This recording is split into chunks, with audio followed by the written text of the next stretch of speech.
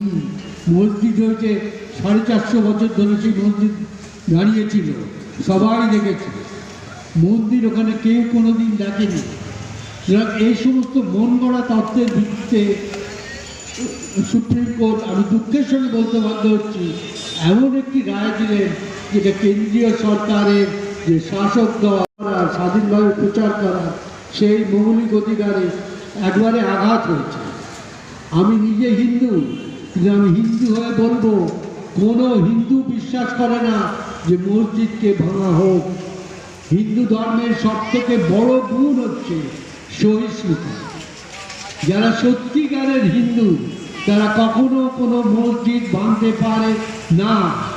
যে কোনো মসজিদ যদি ভাঙা হয়, যে কোনো ধর্মস্থান যদি ভাঙা হয়, সে হিন্দু হোক মুসলমান হোক, প্রতিটি মানুষের সেই ভাঙাকে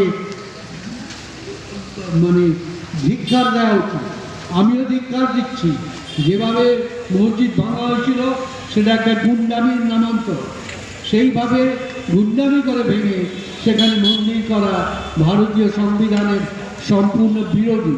তো আজকের এই 6ই ডিসেম্বরের দিনটা আমাদের সংবিধানের ওপর একটা চরম আঘাত, এবং তার ওপর সুপ্রিম কোর্টে রায় দিয়েছেন সেটাও সম্পূর্ণরূপে সংবিধান বিরোধী। এই কথা আমি চিরদিন বলে যাব, যতদিন আমার প্রাণ থাকবে ততদিন আমি বলে যাব যে যেভাবে মসজিদ ভাঙা হয়েছে সেটা চরম অন্যায়, সংবিধান বিরোধী, অগণতান্ত্রিক, এবং সেটা করে সংখ্যালঘু ভাই বোনদের মনের ওপর ভীষণ চাপ সৃষ্টি করা হয়েছে। তাদের ধর্ম পালন করার যে অধিকার, সেই অধিকারে আঘাত দেওয়া হয়েছে।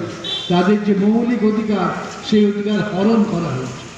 তো আজকের দিনে আমাদের শপথ দেওয়া উচিত, আমাদের সংবিধানে যে ধর্ম পালনের যে মৌলিক অধিকার আছে প্রতিটি মানুষের, সেই অধিকার যাতে সুরক্ষিত থাকে তার জন্যে আমাদের জোরদার আন্দোলন করা উচিত। আমাদের দেশের সংবিধান গণতান্ত্রিক সংবিধান, আমাদের দেশের সংবিধান ধর্মনিরপেক্ষ সংবিধান। সেই সংবিধান আমরা অনেক কষ্টে অনেক লড়াইয়ের পরে পেয়েছি। কেউ সোজাসুজি সেই সংবিধান আমাদের দেয়নি। সেই সংবিধানকে রক্ষা করার শপথ আজকে নিতে হবে। আমি সুপ্রিম কোর্টের প্রাক্তন বিচারপতি হয়ে বলছি, সুপ্রিম কোর্টের এই যে বিচার, এই যে জানবেন, তার জন্য আমি প্রাক্তন বিচারপতি হয়ে লজ্জিত বোধ করি। আমার মাথা হেঁট হয়ে যায়, কেন সুপ্রিম কোর্ট আমাদের সংবিধানকে রক্ষা করতে ব্যর্থ হয়েছে।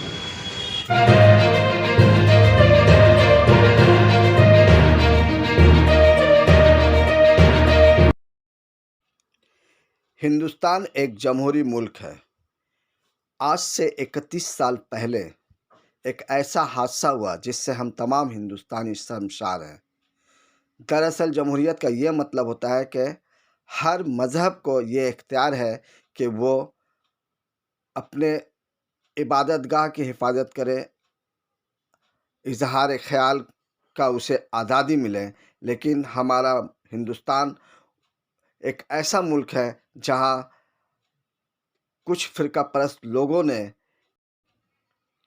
6 दिसंबर 1992 को छिन जाता है इजाज़त सुखन, नहीं कुछ कहने से भी छिन जाता है इजाज़त सुखन, जुल्म सहने से भी जालिम की हिमायत होती है।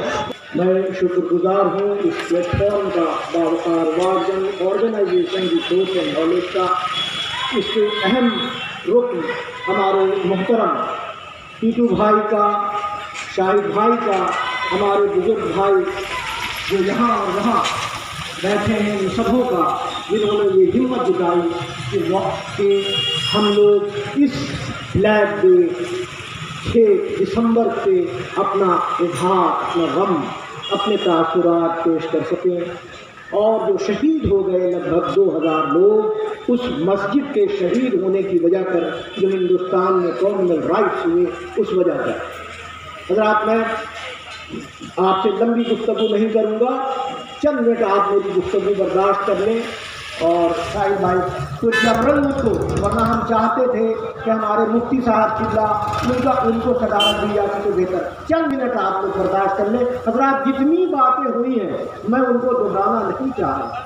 कुछ बातें ये ज़रूर कहूँगा, चूँकि हम लोग गम में थे और हैं कि फ़लस्तीनियों पे जो जुल्म हो रहा है, और आज 15,000 से ज़्यादा लोग मार दिए गए, तकरीबन 7,500 बच्चे मार दिए गए, 4,500 औरतें मार दी गई, तकरीबन करीब 12,000 लोग जेल में वगैरह वगैरह वगैरह तड़पा तड़पा के मारा जा रहा है। और बम्बार्ड में दुनिया सिर्फ ये कह रही है कि अच्छा नहीं हो रहा है। हम उस दर्द के साथ साथ ये दर्द भी जो हमारे हिंदुस्तान का है, जिस सिलसिले से हम लोग बैठे हैं, चुनांचे हम मशहूर हैं। जो लोग आए, जो हमारे मेहमान बने, उन लोगों का भी वक्त की कमी की वजह पर मैं नाम नहीं ले। हज़रात, ये जो बाबरी मस्जिद के सिलसिले से आपको बताएं, जो बड़े मशहूर लोग हुआ करते थे वो आज बैक फुटी पे नहीं है, उनका नाम नहीं है। ये आज का नरेंद्र मोदी ये बैक बेंचर था। प्रोफेसर मुरली मनोहर जोशी साहब जो आगे आगे थे, उनकी ये तलवा चाटता था ये शख्स। इन्होंने देखा कि बड़ा पोटेंशियल है और इन्होंने कश्मीर में एक मीटिंग में बुलाया और इसको जनरल सेक्रेटरी बना दिया। लाल कृष्ण आडवाणी का अपना उरूज था, रथ रोका गया समस्तीपुर में, लालू के जरिए हुआ वापिस है। और फिर जब ये जिस तरह से हुआ कि प्राइम मिनिस्टर कौन बनेगा, लाल कृष्ण आडवाणी का नाम हो रहा था, तो इसने मोदी ने यह प्रपोजल दिया जो पैसे पार्टी के लिए सबसे ज़्यादा उसकी उगाही करेगा उसको प्राइम मिनिस्टर होना चाहिए। चुनांचे गुजरात की लॉबी जहाँ से है वो, जहाँ वो चीफ मिनिस्टर रहा 10 साल, वहाँ से अच्छा खासा फाइनेंस लिया। और जो मशहूर नाम है बिजनेस के, अडानी वगैरह, अंबानी वगैरह, उनसे पैसे लिए और उसमें ऐसे हालात पैदा कर दिए तो बन गया। आज बैक फुट पे है, उनको जो है एडवाइजर की हैसियत से लाल कृष्ण आडवाणी है और मुरली मनोहर जोशी है ये।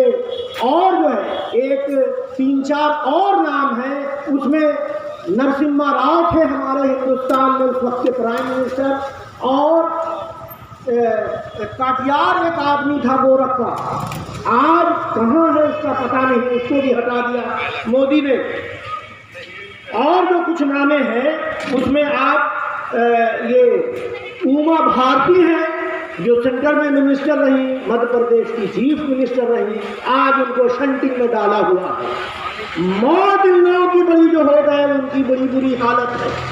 और इनको जो अल्लाह ने सजा दिया है एक को, यानी कि बाबरी मस्जिद को गिरवाने में तो आगे आगे रहे, लेकिन इनको पावर न मिल सका सबों को। और आपको मैं कहूँ कि नरसिम्हा राव जो गुफ्तगू करते करते उसकी जबान बाहर हो जाती थी, सांप की तरह, दुमुए की तरह, जो आग जबान का माहिर था, जब मौत आई है उसने फरेब दिया ना कि वो होते हुए नहीं, बाबरी मस्जिद खामोश रहा, न बन सका। उसकी जब मौत हुई और हैदराबाद में जब उसे जलाया जा रहा था, तो लकड़ियों और आग ने उसकी लाश को कबूल नहीं किया। और उसके जिस्म को नोटा था नरसिम्हा राव को। लकड़ियां लाख उसमें आग डाले जा रहे हैं ताकि शोला बन सके और उसकी नजर उसका जिस्म हो सके, कबूल नहीं किया था। जैसे तैसे उसकी अध जली लाश को ठिकाने लगाया गया। ये सामने की हकीकत है। कल्याण सिंह यूपी के चीफ मिनिस्टर थे, सेंट्रल हुकूमत ने बुला के एफिडेविट लिया था, उसने बार बार एफिडेविट दिया, लेकिन वो दगा कर गया। उसके बाद छटपटाता रहा, बेचैन रहा, बीजेपी से रिजाइन किया, जैसे तैसे रहा, समाजवादी पार्टी ज्वाइन किया। वहाँ समाजवादी पार्टी से स्ट्रॉन्ग रिएक्शन हुए, उसको भी छोड़ दिया, उसको राजस्थान में गवर्नर बना दिया, जैसे तैसे मर गया और बड़ी बुरी मौत मरा। वो 1 साल तक वो एक अजीब तरह का डरता था, कांपता था, वो इस तरह से परेशान था। मैं ये कहना चाहता हूँ, जुल्म का अंजाम अल्लाह बेहतर जानता है। ये इबरत का मुकाम है। जिस तरह हिटलर मर गया, अगर वो फ़लस्तीन पे जो जुल्म हो रहा है, अगर इसराइल की तरफ से या अमेरिका, सब जुल्म का खात्मा जरूर होना है। आप हिम्मत से रहें, आप मोहब्बत से रहें, आप इज्जत से रहें और कुर्बानी दें। ये नहीं कि बाबरी मस्जिद वहाँ बन जाएगी, ये ख्वाब हम नहीं देख रहे हैं। हम ये देखना चाहते हैं और ये हमारी आवाज़ हो कि जुल्म के खिलाफ जरूर आवाज़ उठाई जाए। ये सिर्फ एक मस्जिद नहीं शहीद हुई है, इंसानियत को, हमारी इमारतों को, हमारी तहजीब को, हमारी मिल्लत को उस दिन शहीद किया गया है। उस शहादत को हम आज के दिन याद करते कर रहे हैं और करते रहेंगे। वो कौमें जिंदा रहती हैं जो जुल्म के खिलाफ आवाज़ उठाती हैं, मुत्तहिद रहती हैं। वो कौम जो सिर्फ अपने बीवी और बच्चे और हम में लगी रहती है, तो फिर वो कौम खड़ा हो जाती है। पूरी तारीख पैगंबरों की जो भी आती है, देखिए अपनी फैमिली को कम देखा है, नहीं देखा है। कौम और मिल्लत और इंसानियत के लिए कुर्बानियाँ दी हैं। और वो जगह जो आप है, जिसको आप फैजाबाद बाद में हुआ, जो वहाँ आए नवाब, उसका नाम अयोध्या था। मुझे हिंदी आती है अल्हम्दुलिल्लाह, थोड़ी सी संस्कृत को नज़र है। आ माने नहीं, युद्ध माने जंग, ऐसी जगह जहाँ पे जंग न हो। 6वीं सदी ईस्वी में, उससे पहले उसका नाम साकेत था। शीश अलैहिस्सलाम, आदम अलैहिस्सलाम के बेटा था कि किस तरह फौज वहाँ चारों तरफ से घेरे है और पूरी खुली पीछे जगह थी। तो उनकी एक बड़ी सी कब्र है, आज भी रौनक है। जाहिर पैगंबर वक्त था, इंसानियत की नस्ल वहाँ से चली है। तो हम उस जगह को इस तरह से भी याद करें जहाँ जंग नहीं होनी चाहिए। वो जगह है अयोध्या, फैजाबाद। और हम करार देते हैं उस जगह को जो एक नई तारीख रकम कर रही है कि मिल्लत की। वहीं पे हनुमान जी की एक मंदिर है, जहाँ आप दाखिल होते हैं तो हनुमानगढ़ी मंदिर की इमारत में आसिफुद्दौला जो अवध के नवाब थे, उन्होंने वो इमारत और पैसे और डेवलप किए थे। फैजाबाद अवध के जो नवाबीन थे, उनकी ख़ानदान की कब्रें भी पास में हैं, इमारतें। इसलिए आज जो कुछ हुआ है वो गलत हुआ है। सुप्रीम कोर्ट ने हमें आँख खोलने को कहा है कि तुम और मुनज़्ज़म तरीके से केस लड़ो, जैसा हमारे और दूसरे भाइयों ने कहा। आज हम फिर से शुक्रगुजार हैं जो लोग हमारे दरमियान। खरीद लिया गया था और रंजन गोगोई औरत के केस में मुलव्विस थे, यौन शोषण के मामला दर्ज था। रंजन गोगोई को आरएसएस वालों ने ब्लैकमेल किया, अगर तुम फैसला नहीं सुनाओगे तो तुम्हारे पर यौन शोषण के मामला को अवाम के सामने में ला दिया जाएगा। और ये दूसरी बात ये बताई गई, आप फैसला सुनाओ, तमाम हिंदुस्तान का मुसलमान जो भी फैसला सुनाओगे मानने के लिए तैयार है। माहौल बनाया गया, स्टेज सजाया गया, तमाम बड़े बड़े लोगों के पास आरएसएस के लोग, बीजेपी के लोग सुटकेस लेके, गुलदस्ता लेके पहुंचे थे। बोले थे हुजूर जो भी फैसला आएगा मानने के लिए तैयार हो जाइए।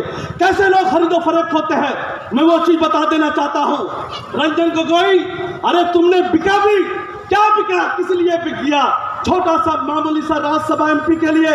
अरे तुमसे उससे बड़ा पद था, हिंदुस्तान के दिलों में तुम्हारी मोहब्बत थी, रिस्पेक्ट था। तुमने सिर्फ राज्यसभा, वो भी नॉमिनेटेड राज्यसभा के लिए जो प्रेसिडेंट कोटे से आता है, राष्ट्रपति के कोटे से आता है, थोड़ी सी चीज के लिए अपने ईमान को बिक्री कर दिया। सारी जिंदगी के लिए रंजन गोगोई का हिंदुस्तान के जमहूरियतवाद कभी माफ नहीं करेगा, इसलिए कि गलत फैसला सुनाया था।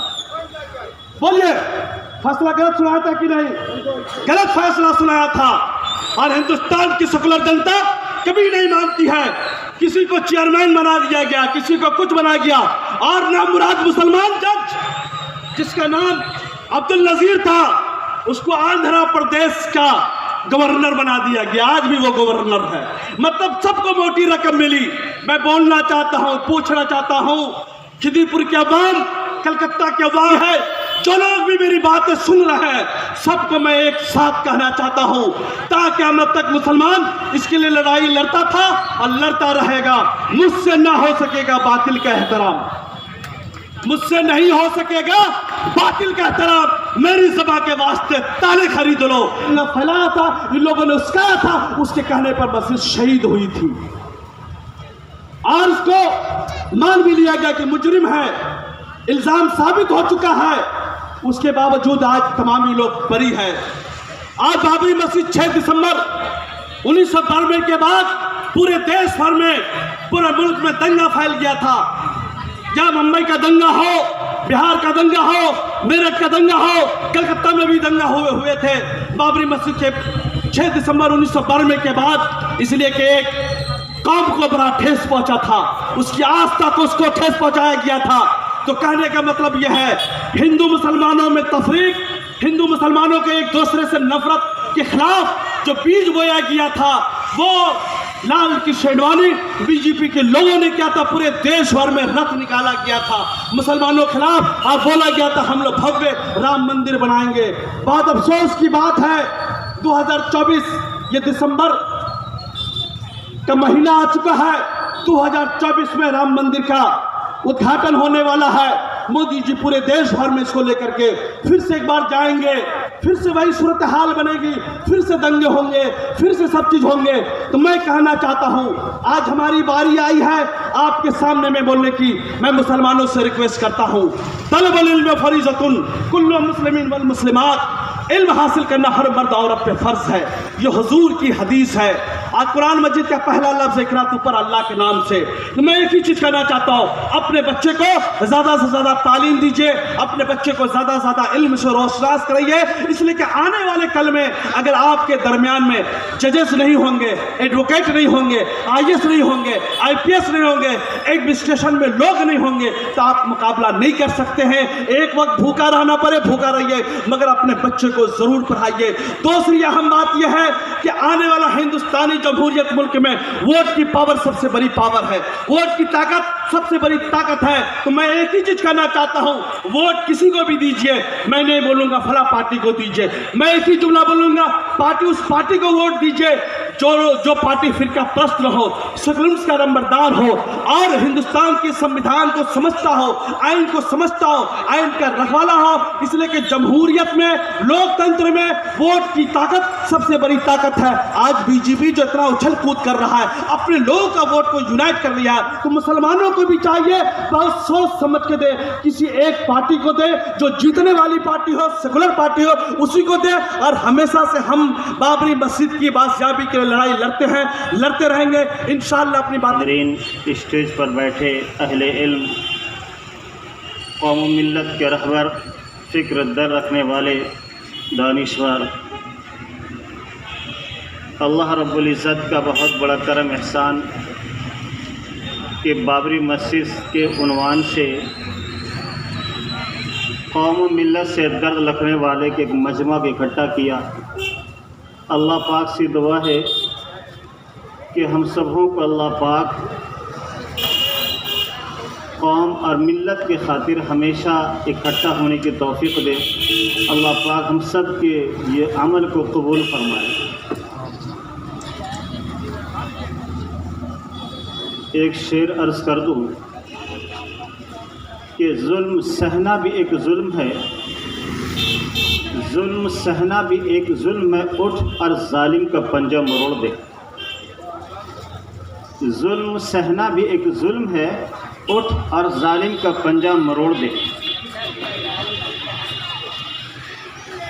नबी अलैहिस्सलातु वस्सलाम के एक फरमान है, आपने फरमाया कि मोमिन शरीफ होता है, मोमिन अच्छा दीनदार होता है। तो मोमिन की शराफत का ये मतलब नहीं कि अगर कोई आदमी हमारे पर जुल्म ढाता है, हमारी मस्जिद को शहीद करता है और फसाद के ज़रिए से हमारे घरों में आग लगाता है, या यह है कि हमारे आदमियों को वो मौलवी के ज़रिए से मारता है, या हमें जो भी उनके पास असबाब हो उसके एतबार से हमें परेशान करता है। तो शराफत का ये मतलब नहीं कि हम खामोश बैठे रहें, बल्कि हमें क्या है, आगे बढ़ कर जालिम के पंजों को मरोड़ना पड़ेगा और हमें उठ करके उसका मुकाबला करना पड़ेगा। ये हमारा इस्लाम कहता है, ये हमारी गैरत कहती है, ये हमारी इंसानियत कहती है, और हमारा मुल्क इसका हक देता है कि अगर आपके पर को हमला करता है, चाहे आपकी मस्जिद हो, चाहे आपके मदरसे हो, चाहे आपका घर हो, चाहे आपकी ज़ात हो, दिफा करने का मुकम्मल हक हमें अपना कानून देता है। इसलिए हमें इस तरह से जीना पड़ेगा कि हिम्मत हमारे अंदर होनी चाहिए, दुश्मनों से लड़ने का हौसला जज्बा होनी चाहिए। इस्लाम बुज़दिली की तालीम नहीं देता। अगर हम बुज़दिली अपनाएंगे तो इसी तरह से मार खाते रहेंगे, इसी तरह से हम पिटाते रहेंगे, और अगर हम अगर आगे बढ़ कर के दुश्मनों का अगर मुकाबला करेंगे तो जिस तरह से कल हम सर उठा करके जी रहे थे, इंशाअल्लाह क़यामत तक सर उठा करके जिएंगे। इसलिए हमें ज़रूरत इसकी है कि हम ना तो हम किसी और की फ़िक्र करें, हम अपने ईमान की फ़िक्र करें, अपने अमल की फ़िक्र करें, अल्लाह रब्बुल इज़्ज़त से लब लगा करके रखें, और क्या है, हम आगे बढ़ें। इंशाअल्लाह पहले भी अल्लाह ने हमारी मदद की थी और क़यामत तक अल्लाह पाक हमारी मदद फरमाएंगे।